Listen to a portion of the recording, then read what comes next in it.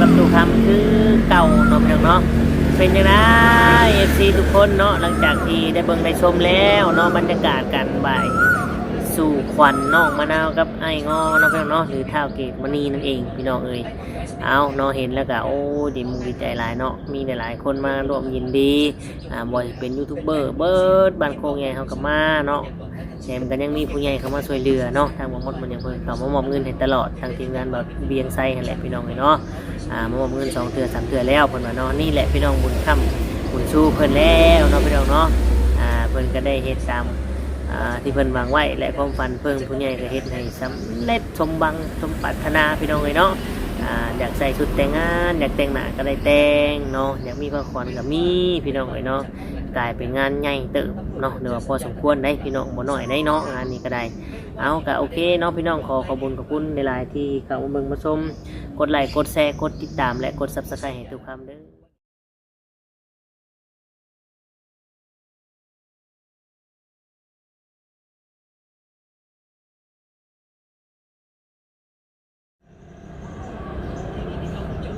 กราบทักทายสบายดีและสวัสดี FC พ่อแม่พี่น้องหมู่เพื่อนเบิดทุกคนทุกท่านว่าจะเป็นพี่น้องฝั่งไทยฝั่งลาวหรือต่างประเทศก็ยินดีต้อนรับเข้าสู่ช่อง YouTube ตู้คำปันสุขเด้อพี่น้องเนาะเอาพี่น้องทักทายสบายดีเนาะพี่น้องเนาะมาพบมาพอตู้คำวันนี้คือเก่าคือเดิมพี่น้องเนาะเดี๋ยวจะพา FC พ่อแม่พี่น้องไปเบิ่งการสูตรควันเนาะการสูตรควันแต่งงานวิธีสูตรควันเจ้าบ่าวเจ้าสาวพี่น้องเมื่อว่าฝั่งไทยเนี่ยหรือว่าประเทศอื่นกะแบบเดียวกันบ่เนาะกับประเพณีลาวพี่น้องคล้ายๆกันบ่หรือว่าอันเดียวกันเลยเนาะเพราะว่ามันก็คล้ายๆกันพี่น้องเลยเนาะนี่แหละพี่น้องเลยตอนแรกทุกคนว่าบ่เห็นดีนํกับแม่นอลีเนาะที่ว่าน้องมะนาวอยากมีผ้าขวัญแต่พนาบ่มีก็ได้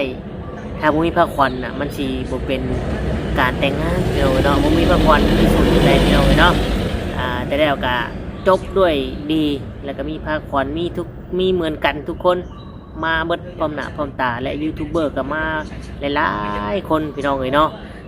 มาเบิดทุกคนเลยในบ้านนะพี่น้องเนาะตามที่เห็นคลิปม่วนพี่น้องและดีใจเนาะทุกคนเนาะเลยว่า FC ก็ยินดีกับน้องมะนาวเองพี่น้องบางคนก็ติดตามน้องมะนาวมาตั้งแต่ผู้แหละพี่น้องเนาะตั้งแต่น้องป่วยนักผู้แหละ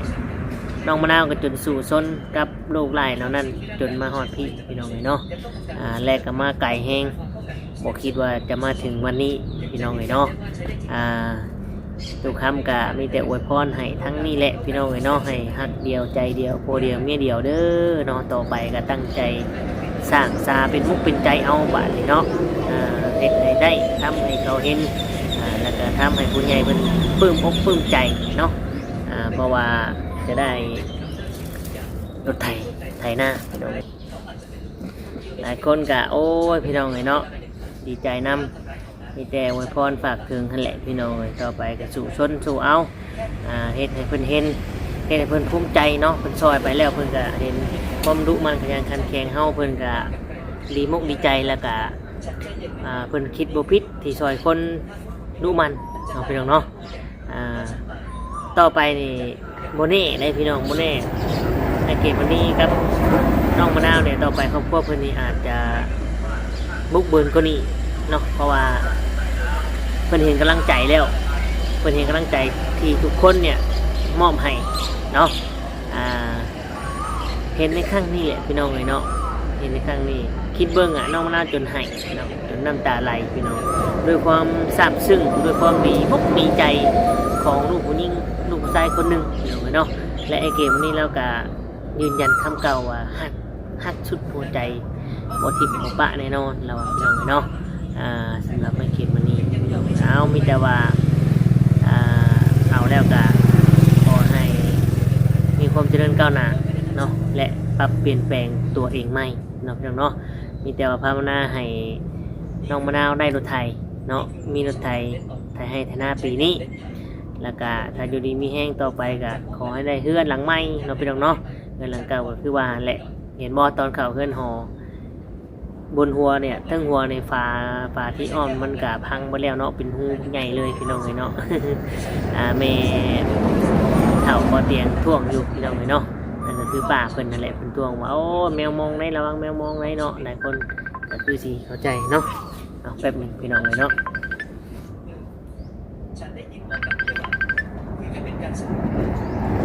เอากันจะเอาหั่นแหละพี่น้องเลยเนาะเดี๋ยวทุกคำจะพา FC พ่อแม่พี่น้องทุกคนไปเบิ่งไปชมไปฟังเสียงสวดเสียงเทศสู่ขวัญน้องพี่น้องเนาะว่าคือกันบ่ปีกองประเพณีเฮาพี่น้องเลยเนาะเอาก่อนไปก็ขอขอบคุณในหลาย FC เด้อที่เข้ามาชมกดไลค์กดแชร์กดติดตามและกด Subscribe ให้เนาะหรือแม้ว่ามิวสิบ่ได้ซ้ำนี้ก็ดีใจแล้วพี่น้องเลยเนาะเอาไปชมกันตาอูเมตุนันนาตูจาตูโซนันตูพันโตเนเทวาดูลาเทพยดาเจ้าทั้งหลายอันอยู่บนสวรรค์ชั้นกรรมภพชั้นอยู่ในลูกภาคุ้ม16ชั้นอยู่บนยอดเขาในห้วยในวิมานอากาศต้นใหญ่อยู่ร่างกายเพิ่นเดี๋ยวเฮาก็ไม่ได้บ่ใช่ใช่ใช่อันนั้นว่าเราทหารใช่เพิ่นโอ้แรกก็ซันเทนาลูกนะโอ้เหยียบผ้าเบี้ยโอ้ยล้มได้ยืนเจ้าสาวก็ได้ปวดเหี่ยวบ่ยืนก่อนยืนแน่แค่นี้แหละมือตีนก็ได้เจ้าสาวเหยียบเตะเด้อว่าเจ้าสาวน่ะสวยมากเลยเนาะโอ้แต่ว่าเจ้าพ่อชอบไปกันใช่เคยเนี่ยเนาะแดดอยู่ได้ทางนี้ยังแดดอยู่ทางมันง่ายอีกก่อนเจ้าว่าง่ายมาพี่ได้ง่ายมันถึงนั่นเนี่ยมันเกิดพอขวัญนักกับงามมาดีนี่บ่เนาะมันอยากกันยอดนี่เหี่ยวพวกเราบ่งามแล้วบ่เอาใหม่บ่ยอดเหี่ยวเพิ่นเอามาป้าไว้หลายมื้อแม่เจ้าเบาแล้วเนาะก็เนาะบอกลงแม่เจ้าเบาขึ้นมาแล้วบัดนี้เจ้าบ่าวกูได้ตั้งกูได้เดินเป็ดไปได้ยังมานี่นะพ่อลายกับพ่อแห้กันเขาไปเท่สบายแล้วสิไม่เอาข้าวไม่ได้มาถึงเลยเอาซอยคนเองนั่งบุญกระผางว่าน่าบอกน้ำเต้าอยากรู้ครับเอาน้ำเพิ่นแน่กินข้าวกันมะนาวใส่ข้าวได้ไหมนี่ที่ออกมาเนี่ยผมใช้ถุงรถเจ้าของเอาไปอยู่ดาวรถนะคุณน้อยก็เอาบุญเนอะกระเป๋าขึ้นไงกระเป๋าขาวนะนี่บอกมือมันติดนะขายดีเนาะวันนี้เนาะขายดีผู้ตรงนี้อีกบาทนี่ขาวตรงนี้ก็มีอันนี้มันแตกมันจะได้น้อยมึงได้บุเฒ่าเผาเงินได้เด้อ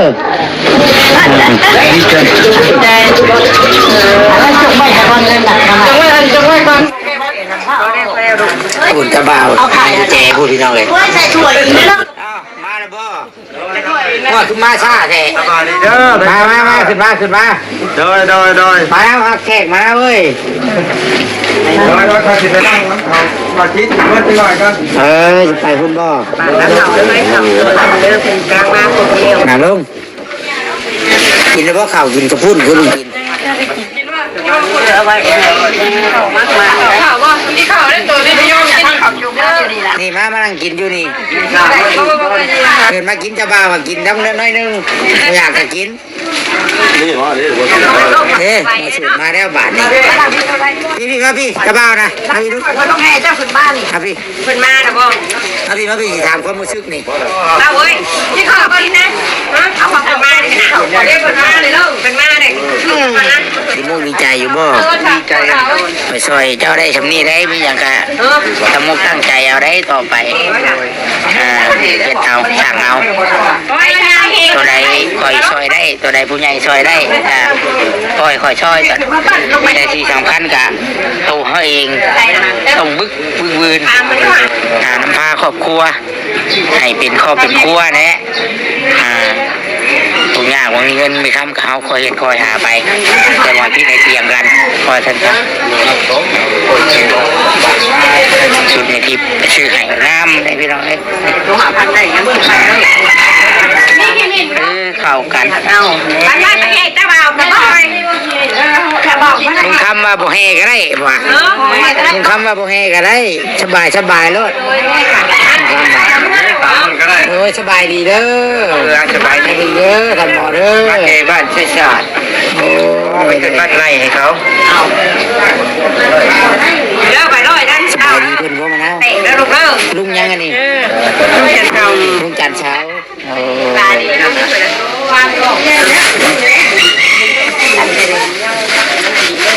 เอากันป้าเป็นบางป้าขวัญกันป้าไม่หลงต้น อ๋อป้ามีป้าใช่ป้าควัน ป้าวางป้าขวัญ เงินนี่พี่น้องเลยโอ้เงินมัดแขนบ่นี่นะ มันเองช่วยถึงแล้วแม่ โดยแม่คนเป็นคนถืออ้าวจะมาเจอสาว นี่กำลังเป่าเลย นั่งกินไปตีนจะได้เบากินไปตีนมาทั้งพี่จะเบานะเบี่ยงมาพี่ ป้ากับเขาป้ากับปอกกับไปเคยโดนเอาเด้อเคยโดน ข่าวกันนะย่าเราเองกินน่าจะก้อนบุญเลยกินได้เอ้ยกินก้อนบุญได้ โอเคนั่ง เจ็บสบาย นี่บ่ นี่บ่เฮ้ย แจกให้บ้านหน่อย เด็กสบาย ไปชู้นะโอ้ลมแต่ชู้นะโอ้ลมแต่ใช้จริงๆโอ้จะของไงเนาะกินข้าวอยู่พุ่นคนกำลังสิเข่าพิธีชูขวัญเด้อพี่น้องเลยทีวีว่าชูขวัญหมอสูตรมาซอยเพิ่นก็มาเลยชื่อเพิ่นกับเท่ากันเสาพี่น้องได้คุณเช้านี่ใช้ว่าจะมาเลยกับเขาชูวิธีลุงคำมาไหมเขาวิธีเลยได้บาทนี่มาเด้อครับปะเอาเลยให้เทียนในลุง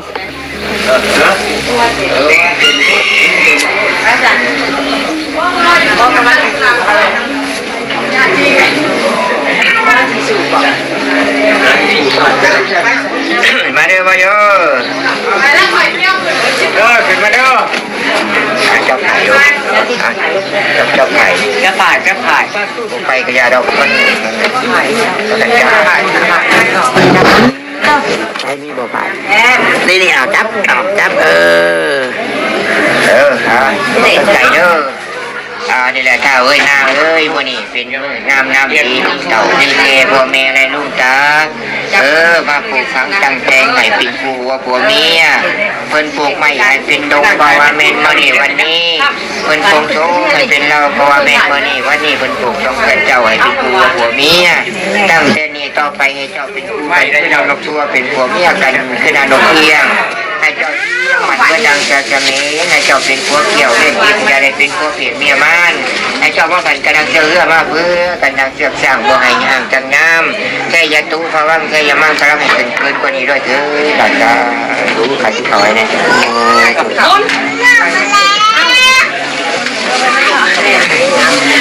ได้แล้ว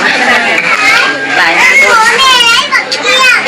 สาธุนะโมตัสสะภะคะวะโตอะระหะโตสัมมาสัมพุทธัสสะนะโมตัสสะภะคะวะโตอะระหะโตสัมมาสัมพุทธัสสะนะโมตัสสะภะคะวะโตอะระหะโตสัมมาสัมพุทธัสสะสาธุสักเกกะเมจารุเปสิริสิกาลตเตจัตตาลิเกริมานิสิเปละเทจากะเมจาตโลวันนาคหาเนเกจงเจริญคนแก่ลูกหลานมีนามชื่อว่านางเต้าใช่เด้ชื่อเท่าเกตมานี่เท่าเกตมานี่ผู้ที่กำลังบาชีสุขวัญแต่งงานในเมื่อนี้วันนี้ขอให้คนนั้นอยู่สวัสดีมีอาศัยทุกที่พาลาที่การนั้นก็ขาดเถินสาธุพุทธังอายุวัตนังเตสีวิตังยะวัดนิพพานังสารนังกัสสามิธัมมังอายุวัตนังเตสีวิตังยะวัดนิพพานังสารนังกัสสามิสังฆังอายุวัตนังเตสีวิตังยะวัดนิพพานังสารนังกัสสามิตุมิตติยัมปิธัมมังอายุวัตนังเตสีวิตังยะวัดนิพพานังสารนังกัสสามิตุมิตติยัมปิสังฆังอายุวัตนัง เตจิวิตังยาวานิปานังสาลนังกัจจามิอิจิติเจยาปะโพธโบแบ่งพิเศษอันเนกเตโสชัยตุภาวังใจยามังกลังดังนี้เป็นเขาปรากฏเขาเป็นปีลำเดิดอิติชัยโชคประกอบยกเป็นนิ่งเมียขวัญตามกระบวนบูฮานแต่งไว้ขันดอกไม้ยกขึ้นเตียงตากันสมาลงตาจงโพด